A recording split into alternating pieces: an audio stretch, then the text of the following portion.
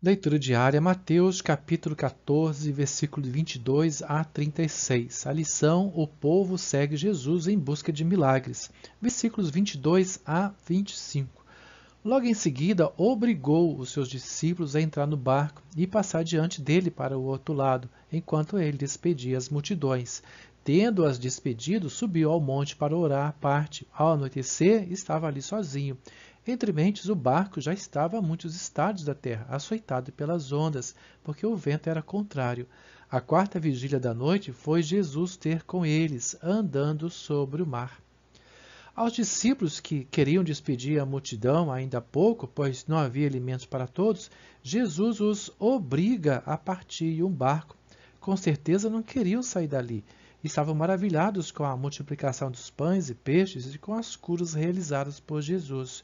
Mas o mestre ainda queria um momento a sós com o Pai. A multidão não lhe permitiu isso e sua compaixão falou mais alto. Agora, todos curados e alimentados, despede os discípulos de um barco e a multidão, que, segundo João 6, versículo 15, queria fazer de Jesus um rei à força. Também não era a hora e nem lugar. Sozinho vai para o monte orar, 6 a 9 horas orando. O barco não tinha chegado aonde devia e na madrugada, 3 às 6 da manhã, quarta vigília da noite, Jesus foi ter com eles, andando sobre as águas. Versículo 26 a 29. Os discípulos, porém, ao vê-lo andando sobre o mar, assustaram-se e disseram: é um fantasma, e gritaram de medo. Jesus, porém, imediatamente lhes falou, dizendo: tende ânimo, sou eu, não temais. Respondeu-lhe Pedro: Senhor, se és tu, manda-me ir ter contigo sobre as águas. Disse-lhe ele: vem. Pedro, descendo do barco e andando sobre as águas, foi ao encontro de Jesus. Jesus, surpreendente, fez algo novo e impensável, daí o pavor e gritos. É um fantasma, mas a sua voz acalma todos e enche Pedro de coragem e ainda um pouco de dúvida. Se és tu, falou Pedro, deixe-me ir a ti. Mas, versículos 30 a 33... Mas, sentindo o vento, teve medo e, começando a submergir, clamou: Senhor, salva-me!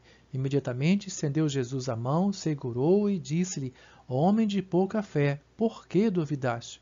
E logo que subiram para o barco, o vento cessou. Então os que estavam no barco adoraram-no, dizendo: Verdadeiramente tu és filho de Deus. Pedro é com certeza impulsivo, mas novamente clama a Jesus no momento difícil. Poderia continuar andando sobre as águas, mas pesou-lhe a dúvida. A pouca fé, desde o princípio, leva-o a afundar. Salva-me, Senhor! Ao entrar no barco, Jesus é adorado.